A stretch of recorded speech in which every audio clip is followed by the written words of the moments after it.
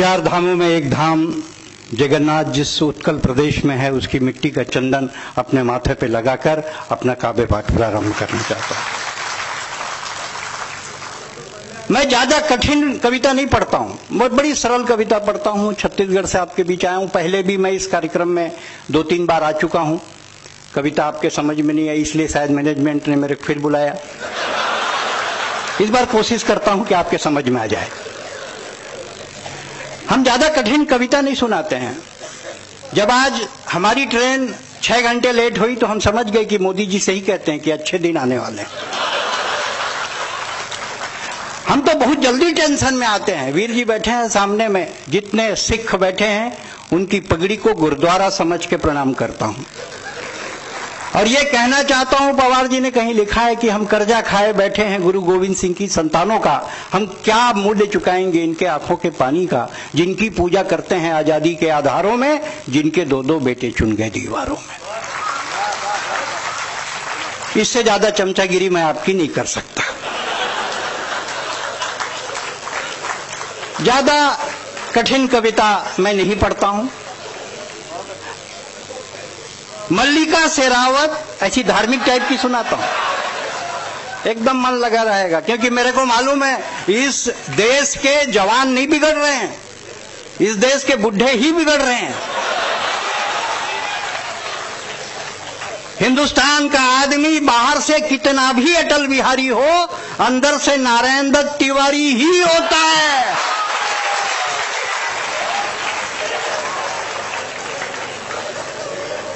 फिर वहीं मल्लिका शेरावत 5 मिनट के लिए बाबा रामदेव से मिली। मल्लिका शेरावत 5 मिनट के लिए बाबा रामदेव से मिली। बाबा की एक आंख बंद हुई जो आज तक नहीं खुली।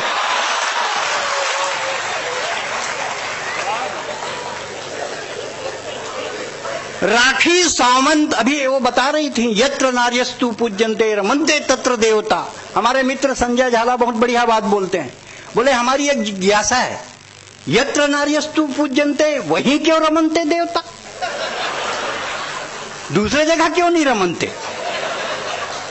तो हम तो हास्य के कवि हैं, हर जगह से खोज के निकालते हैं, क्या करें। राखी सावंत का स्वयंवर जब टीवी पे आता था, अभी जब मैं पहुंचा रेलवे स्टेशन में एक बच्चा तुतला रहा था, उसका बाप साथ साथ चल रहा था। मैं बोला आपका बेटा तुतलाता है क्या? बोले हमेशा नहीं तुतलाता है, बोलता है तब तुतलाता है। इसको कहते हैं कॉन्फिडेंस ऑफ राहुल किला, जबरदस्त कॉन्फिडेंस है। राखी सावंत का स्वयंवर जब टीवी पे आता था, हमारे गांव का हर बूढ़ा चश्मा पोछ के टीवी के सामने में बैठ जाता था। हमने कहा बाबा इस उम्र में स्वयंवर से क्या लेना देना? बोले बेटा जब तक सांस है तब तक आस है,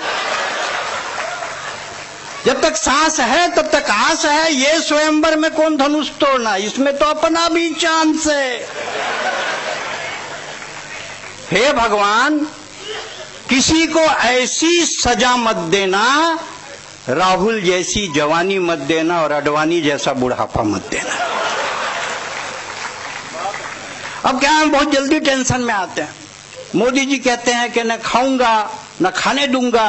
हम सोचते हैं कि जब न ये खाएंगे और न खाने देंगे तो इतना शौचालय काहे बनवा रहे हैं।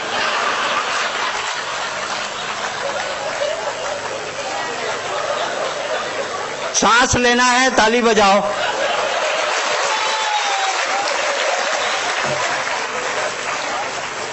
पच्चीस 25% कपड़े पहनकर मल्लिका शेरावत आई बाबा रामदेव के पास। बाबा टेंशन में, बाबा योग सिखाइए, बाबा योग सिखाइए। बाबा ने कहा तूने भारत को बना दिया रोम, तू क्या करेगी? प्राणायाम अनुलोम विलोम। पाश्चात्य सभ्यता की सारथी बचपन के कपड़े पहनकर जवानी में करेगी कपालभाति। सांस लेना है, लंबी सांस लेना है।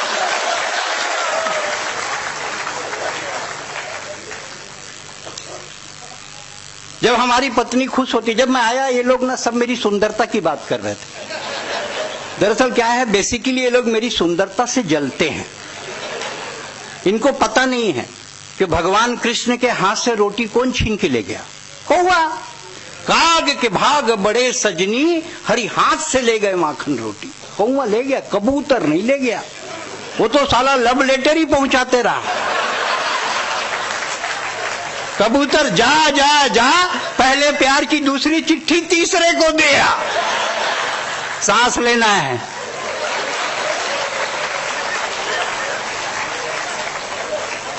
जब हमारी पत्नी खुश होती है तो कहती है तुम हमारे सोना हो, तुम हमारे चांदी हो, तुम हमारे मोती हो, तुम हमारे धन हो। और बाबा रामदेव कहते हैं काला धन जब्त होगा।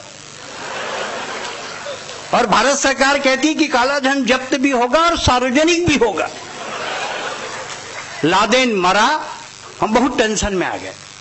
उड़ीसा और छत्तीसगढ़ का आदमी बहुत जल्दी टेंशन में आता है क्योंकि निकटवर्ती हैं दोनों। उधर जाओ, खरियार रोड पार करो, चालू कालाहाड़ी और बलांगीर, टीटलागढ़, बरगढ़, मां समलेश्वरी का मंदिर है संबलपुर में, उनको भी प्रणाम करता हूं। उड़ीसा के इस मिट्टी को जो धर्म की भूमि है, जहां के गीत ने रंगबोती ने पूरे छत्तीसगढ़ में कब्जा कर लिया, उस गीत को भी प्रणाम करता हूं। उड़ीसा की उस संस्कृति और संस्कार को प्रणाम करता हूं। बड़ा अजीब स्थिति है। लादेन मरा, हम बहुत टेंशन में आ गए। लादेन मरा कैसे? हमने फोन किया सुरेंद्र शर्मा जी को, हमारे बड़े कवि हैं, और जैसे फिल्मी दुनिया को गर्व है कि उनके पास अमिताभ बच्चन है, क्रिकेट की दुनिया को गर्व है कि उनके पास धोनी है, तो हमारे को भी गर्व है, हमारे पास सुरेंद्र शर्मा है। एक बार ताली बजाइए जोरदार आप। मैंने उनको फोन किया, लादेन मरा कैसे? बोले बराक ओबामा के पास सैटेलाइट है, वो अमेरिका में बैठे बैठे देख सकता है किस देश के, किस शहर के, किस गांव के, किस घर के, किस कमरे में कौन आदमी क्या कर रहा है। तब से ना मैं नहा सक रहा हूं ना सो सक रहा हूं।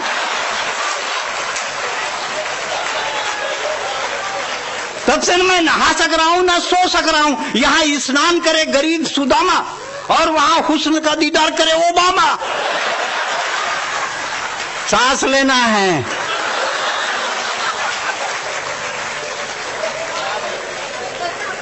बराक ओबामा हिंदुस्तान आए। मैंने फिर सुरेंद्र जी से कहा बराक ओबामा हिंदुस्तान क्यों आए? बोले एम्प्लॉयमेंट के लिए आए, यूथ मैनेजमेंट के लिए आए। मैंने कहा गलत, बराक ओबामा हिंदुस्तान आए उत्तराधिकारी की तलाश में। कलर के आधार पर हम थे। उन्होंने बिल्कुल नहीं दी के देरी। हमको रायपुर फोन किया और कहा मिस्टर ब्लैकबेरी, अब अमेरिका की जिम्मेदारी तेरी। बराक ओबामा हिंदुस्तान आए मैनेजमेंट सीखने के लिए। मैनेजमेंट का मतलब सब जानते हैं। मैनेजमेंट का मतलब है मिनिमम इनपुट मैक्सिमम आउटपुट, कम लागत ज्यादा प्रॉफिट।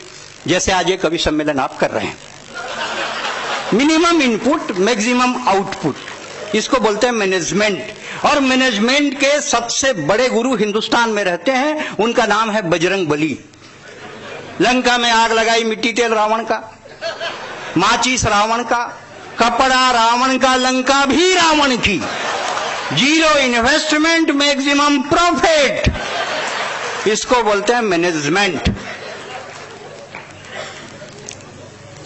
मनमोहन सिंह जी से मैंने पूछा, मनमोहन सिंह जी एक ऐसे प्रधानमंत्री रहे जो हिंदी, अंग्रेजी, उर्दू और पंजाबी 4 भाषा के विद्वान थे, लेकिन किसी भाषा में नहीं बोलते थे। वो बोलते नहीं थे, ये चुप नहीं होता। वो विदेश नहीं जाते थे, ये देश ही वापस नहीं आता। बड़ा संकट है, क्या करें।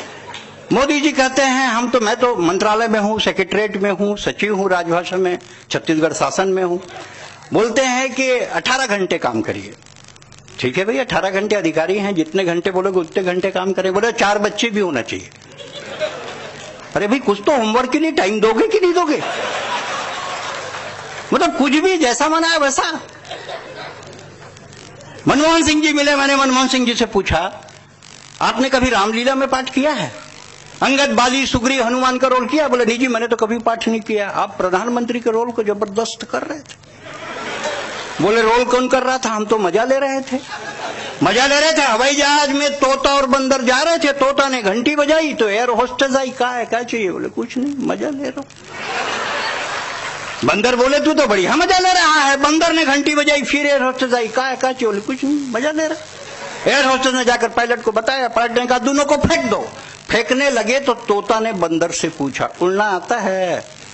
बोले नहीं। तो साले मजा क्यों ले रहा था? सांस लेना है।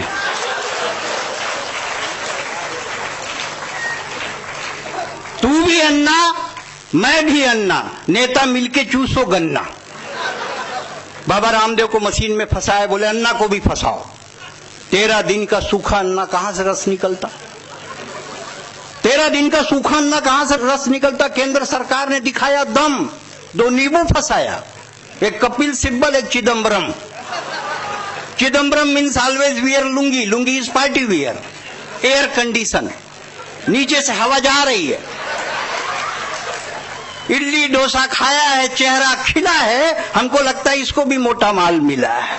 सांस लेना है। कविता के लिए कठिन शब्द नहीं लगते हैं। कविता जैसे बच्चों के नर्सरी KG 1 में पाठ होते हैं।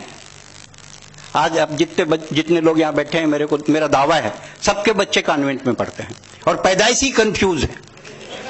इसलिए क्योंकि एक फादर घर में, एक फादर स्कूल में। बच्चा समझ नहीं पाता ओरिजिनल फादर कौन है।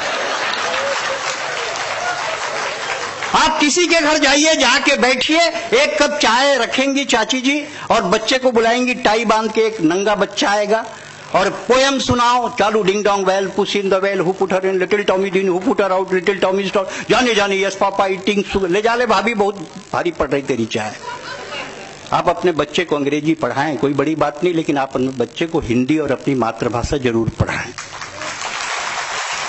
ये संकट नहीं आना चाहिए, ये संकट नहीं आना चाहिए। जितने लोग यहां बैठे हैं, कविता कठिन शब्द की जरूरत नहीं है। हम बड़े सरल शब्दों में कविता लिखते हैं, जैसे बच्चों के नर्सरी KG 1 में पाठ होते हैं। अमर घर चल, चल अमर घर चल, ऐसे पाठ होते हैं। नेता चल, दिल्ली चल, पटना चल, टोपी लगा, कुर्ता पहन, मंत्री बन, हवाला कर, घोटाला कर, तिहाड़ जा। लंबी सांस लेना है। नेता चल, दिल्ली चल, पटना चल, टोपी लगा, कुर्ता पहन, मंत्री बन, हवाला कर, घोटाला कर, तिहाड़ जा, वापस आ, टोपी लगा, कुर्ता पहन, मंत्री बन। पाठ 2, लालू उठ, चारा खा, दूध दे, दूध गरम कर, गरम कर, रबड़ी बना। दूध गरम कर, रबड़ी बना। रबड़ी रख कुर्सी पर, रबड़ी रख कुर्सी पर, जेल जा, वापस आ, रबड़ी हटा, बैठ जा कुर्सी पर।